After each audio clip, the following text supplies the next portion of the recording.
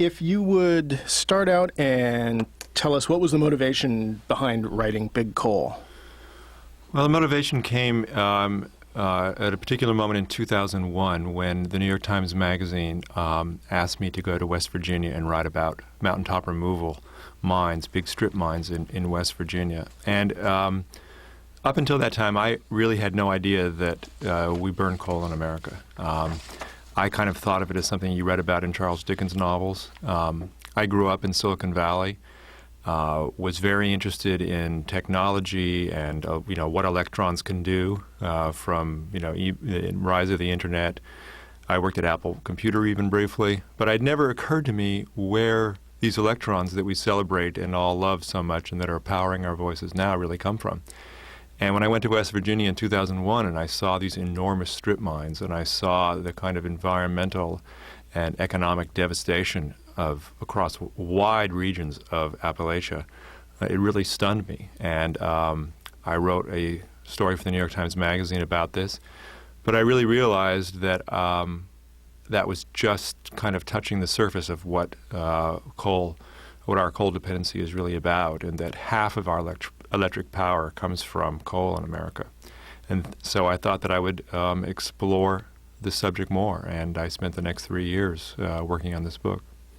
So maybe you can expand on exactly where our electricity does come from. You just said about half of it comes from coal. Mm-hmm. I mean, that's the primary source of electricity for America. I mean, we have natural gas also in Washington State. Primarily, I think 2/3 or close to 2/3 is hydroelectric.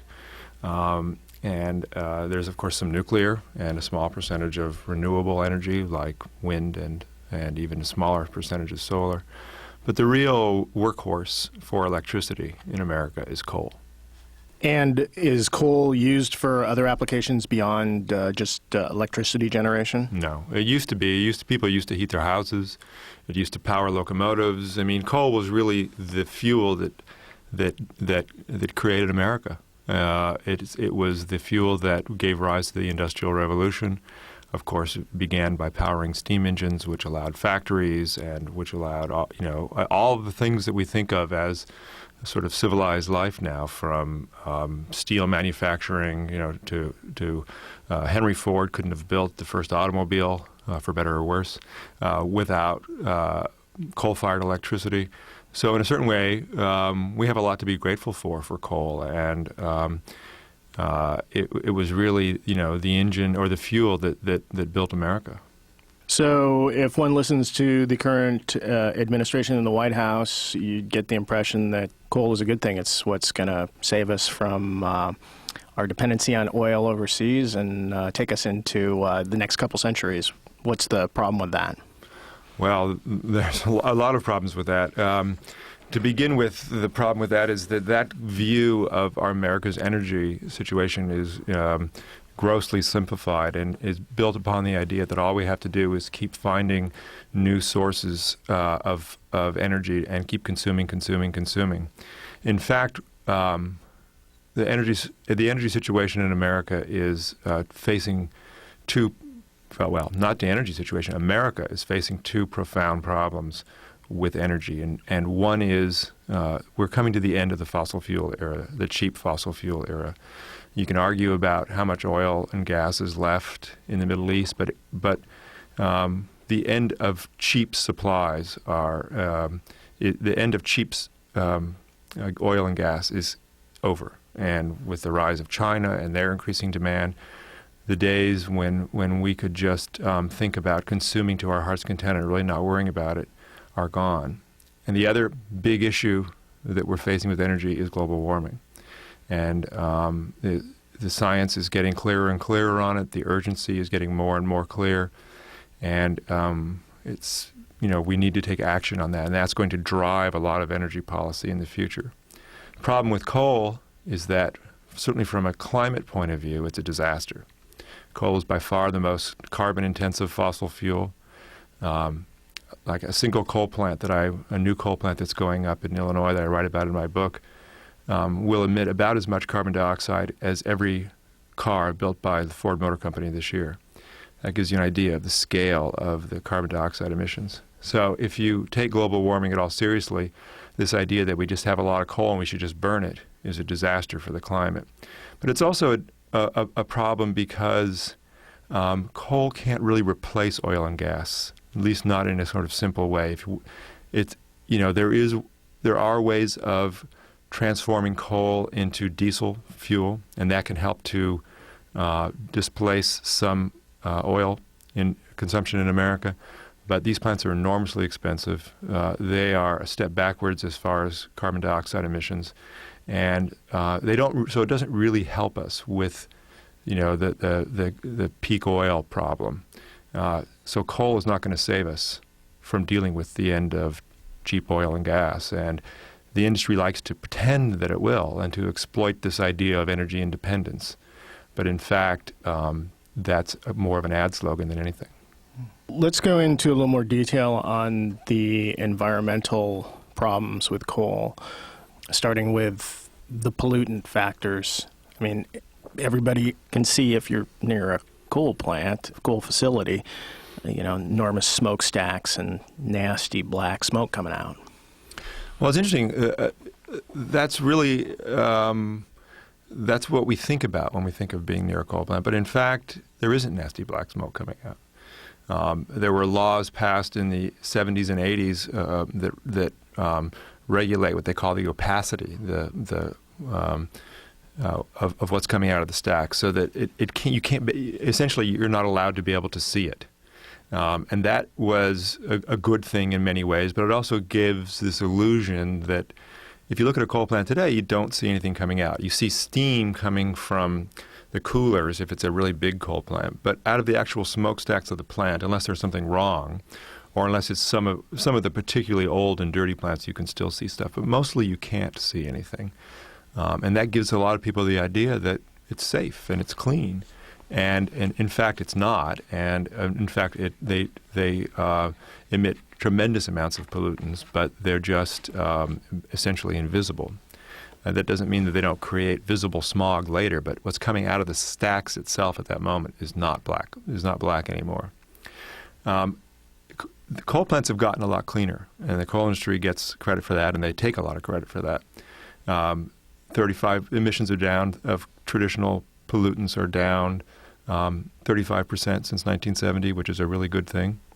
But the problem is with this idea that coal is clean from the air pollution point of view, not even mentioning the problems of mining, is that this description only fits from a sort of 1970s smog-producing pollutants point of view. So if you look at the things that were regulated in 1970, like sulfur dioxide and nitrogen oxide, the main constituents of smog and acid rain, there's improvement. But if you look at the things that we're really starting to care about now, like mercury, which is a big problem, I think every state now in the nation has fish consumption warnings on their fish that come out of their rivers and lakes. Coal is by far the largest emitter of mercury in America. And the real big kahuna, though, is carbon dioxide. Since 1990, carbon dioxide emissions from coal plants are up 27%. Huge amount. In America, in America in general, they're only up 16%. So you can see the coal plant escalation is going even faster than the general population the general emissions of carbon dioxide in the population. So this idea that coal is clean is really only true from the most narrow point of view. And the other thing that it's important to say is that according to the American Lung Association, who's looked into this exhaustively and has looked at a lot of studies that have been done by Harvard and other very established institutions and scientists who work for them, air pollution from coal-fired power plants still cause the premature deaths of 24,000 people a year. And that's huge. That's a very big number, and it's caused by particulate pollution, which can trigger heart attacks and other problems, especially in older people, in young people, can not cause but trigger asthma attacks. There's a lot of health effects of these coal plants that are still being explored. So where does the increase since 1990 of the 27% and the 16% here in the States, is that because there's more plants, or what contributes to that? Not so much because there's more plants. There's a lot of plants being permitted and constructed right now, but there really haven't been only a handful of new coal plants built since 1975 or so, because coal was seen as sort of going out and the future was going to be natural gas. The main reason for this big increase is that they're running the coal plants a lot harder, and they are really burning them, and they're doing that because they're making a heck of a lot of money by doing that. And so this increase in carbon dioxide is essentially a result of profit-seeking by the electric power industry. Talk about some of the other byproducts of coal plants. I understand they crank out a lot of ash. They do. That's something that is not talked about very much, but is actually being studied right now by the National Academy of Sciences, and people especially in Appalachia, Ohio, Illinois, places like that, are very concerned about. Coal plants are just like a fireplace, essentially. And at the end of the day, after you burn your fire, you have a bunch of ash at the bottom. And coal plants are like that, except they have millions of tons of this ash. And they also have a lot of what's called scrubber sludge, the stuff that you put a scrubber on a coal plant to get rid of the pollutants, but then it doesn't just magically make the pollutants disappear. It turns into this, it takes them out of the stack gases, but turns it into this sludge that then has to be dealt with somehow. And some companies are really good at trying to recycle some of this stuff. They use it for wallboard. I visited a plant in Pennsylvania where there's a wallboard, sheetrock factory right next to it, and they're essentially using it for sheetrock, and that's great. The problem is this is only done in a few places and is not really widespread at all. And so this sludge and this ash is dumped into giant ponds, pumped into abandoned mines, piled up places. It's waste. It's junk. It's garbage, and it's not only waste. It's toxic in the sense that it has laced with heavy metals, mercury, arsenic, things like that. And the problem is that it begins especially in these big impoundments where they dump it. It leaches into the groundwater and can poison the groundwater in various regions, in the regions near where these impoundments are. And people are really beginning to get concerned about this. It's kind of an unexplored problem with the coal industry that is just now beginning to be looked at seriously. Another significant environmental impact from coal is the process of extracting it. Can you talk about that? That's just, that was, like I said in the beginning of this interview, that's what really first opened my eyes to coal and to what the real cost of it is. And, in places like Wyoming, in the Powder River Basin, in the northeastern corner of the state, I went to big coal mines there. They're big open pit coal mines. There's really essentially nobody living out there. It's on the prairies, and it's hard to really have problems with what's going on there environmentally. I mean, it's I know that there's water loss and all that, but those kind of mines out there are relatively benign. No one's living there. They reconstruct the prairie pretty well. The companies that are out there are big corporations that are pretty increasingly in the recent years more responsible about how they restore the land and stuff. And I don't really have much environmental issue with what's going on as far as the mining goes in places like Wyoming. In Appalachia, it's a whole different story. In Appalachia, it's we're turning southern West Virginia and Kentucky and parts of Pennsylvania and Ohio into these sort of national sacrifice zones for our energy gluttony. I mean, the way that because of the discovery of lots of cheap coal in Wyoming, Appalachia has had to figure out a cheaper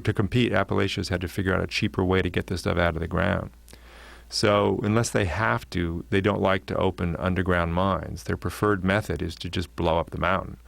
And so they use a tremendous amount of ammonium nitrate, a kind of explosive, a much more kind of refined version of what Timothy McVeigh used in Oklahoma City, to essentially blow up the mountain. And then they just dump the rubble from the mountain into stream beds and things, and then expose the coal seams and dig the coal out.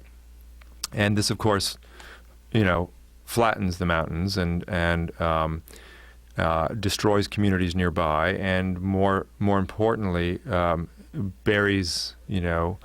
Right now there's been 1,000 miles of streams buried or destroyed in Appalachia from coal mining, and so it's really disrupting the whole water supply for the region, and the communities that are around that are just being devastated, and it's hard to get a grasp on how what's really going on, because of the topography of West Virginia and Appalachia is rolling hills, and there's no real vista points. It's not like the Cascades or the Sierra Nevada where you can stand on a rock and see the whole range or something. It's very difficult to get that. But when I was there, I was able to rent a private plane and had someone fly me around at a low altitude, and it was just stunning to see these thousands of acres, these mines that cover thousands of acres, just leveling the state, and it's really shocking. Talk a little bit about the jobs themselves. Was the tragedy in West Virginia that we all saw in the papers recently, is that pretty typical of operations in that area? The coal mining has gotten a lot safer than it used to be. The coal industry there's been, the Mine Safety and Health, the Mine Safety Act in 1969, after a big explosion that killed several hundred miners, really improved safety in the mines quite a bit. And the safety record has gotten better in the coal industry, partly because of this shifting to these big mountaintop removal mines, and which are environmentally devastating. But from a human point of view, they're much safer. And they also require much less man hours, because you don't have a guy underground, shoveling coal out, essentially. But unfortunately, what's going on right now is that because of this boom in coal, a lot of small operators, particularly in Appalachia, are opening up small mines, that in coal that was either too deeply buried or too geologically complex to go after before. But now that coal prices are skyrocketing, it's profitable to go after them. So a lot of miners are being put into going after this coal that is really dangerous to go after. And there's been, significant rollbacks in enforcement under the Bush administration, in the Mine Safety and Health Administration, which is the Department of Labor that oversees mine safety. Cuts in federal inspectors and things like that, some negligible fines, a lot of which came out in the news after these deaths. But the real problem for coal miners who work in these deep coal mines is that unions are gone, essentially, from these mines, and they are put in the very difficult position of they're all, most of them it's almost all male, all men mostly. Most of them have families, and most of them have lived in Appalachia for a long time, and they love where they live, and they have deep connections to their family, and they need to support their family, so they need a good-paying job. And coal, even though the small, more dangerous mines pay less than the safer, bigger mines, they still are the best-paying jobs. So the guys will go to work in them, and some of the guys, there are a lot of people who really like the work. It's not that they don't like the work, but if they see something dangerous, the problem is that they know if they say anything about it, they're fired, and there's just no way around that. And so they're in this put into these situations where they see things that are wrong, that are dangerous, that they don't like, but they go back in because they need to feed their families, and they don't want to end up stocking yo-yos at Walmart. And that's, so you have essentially no one looking out for the safety of these guys, and they're not even able to speak for themselves. And that's why we're seeing these deaths, the increase in deaths this year. So is this a industry that basically could be cleaned up, so to speak, with technology? Make it sound like, if we just start pursuing some of these higher-end techniques for or on the facilities themselves, that it'll all be clean and things will be fine. Well, that's the central message that the coal industry wants to get out right now. They want us to all think that there's new technology just around the corner that will solve all of these problems. They have a particular name for this new technology. They call it Future Gen. It's a big demonstration coal plant that a partnership of big coal players along with the Department of Energy are funding. It's going to cost $1 billion. And it's supposedly going to turn coal into hydrogen and it will have what they call a zero-emission coal plant. They will have essentially zero emissions coming out of the stacks. Carbon dioxide, which is the main concern for the coal industry right now, will be captured and sequestered underground in with a technique called geologic sequestration, where it's essentially buried in fissures underground, and then capped with concrete caps and locked in there supposedly for a very long time. So they want us to believe that that coal have a viable future, and that all this stuff can be solved. And the coal industry loves new technology as long as it's always 10 years away, and as long as it's stuff that they don't have to build tomorrow. Within the industry itself, the many cynics talk about Future Gen, and they call it Never Gen. What it really is a sort of political decoy, in the same way that General Motors will tout hydrogen cars while they're building zillions of SUVs. And that's essentially what's going on with coal. There is new technology. It's a coal gasification. It's called integrated gasification combined cycle. It's much, much cleaner. It's a different way. It doesn't actually burn coal. It uses heat and pressure to gasify coal and create a synthetic gas from the coal, which is then burned in a conventional gas turbine. It's a much more efficient technology with less water, all kinds of things. And it also, most importantly, allows the carbon dioxide to be captured from the plant and then sequestered underground. And these plants are up. There's 3 of them in the United States. There's a number of them around the world. The technology is working. They could be built tomorrow, but they're not. And the industry doesn't want to build them, and is dragging their feet about adopting this technology and saying we need to wait for Future Gen, 10 or 15 years away. So the industry loves new technology, but as long as it's not new technology, they have to build now.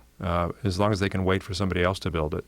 And that, if we were just talking about, the next version of the iPod or something, that would, be not such a big deal, So, okay, we'll wait for the Future Gen iPod. But the problem is this is energy, and America's in a real crisis about this. And we don't have 10 years to wait before we solve this, before we begin solving global warming and thinking about reducing emissions. I mean, James Hansen just last year, James Hansen, who's the kind of godfather of climate science, who works at NASA and is as esteemed a scientist as we have in America, said essentially we have 10 years to begin, dealing with carbon dioxide emissions, with cutting them, and that by the year 2050 we need to cut them by 50 to 70% from today, if we're going to have a chance of preventing what he describes as an abrupt climate change, which means massive problems like melting of the Greenland ice sheets, shutdown of the ocean circulatory system, things like that. And these coal plants fly right in the face of that, and they essentially are mortgaging our future and our kids' future in order to profit for today. All right. Well, unfortunately, we are out of time. I want to thank you very much for spending time with us today. Thanks very much for having me. We have just been talking with Jeff Goodell. He is author of the new book, Big Coal: The Dirty Secret Behind America's Energy Future.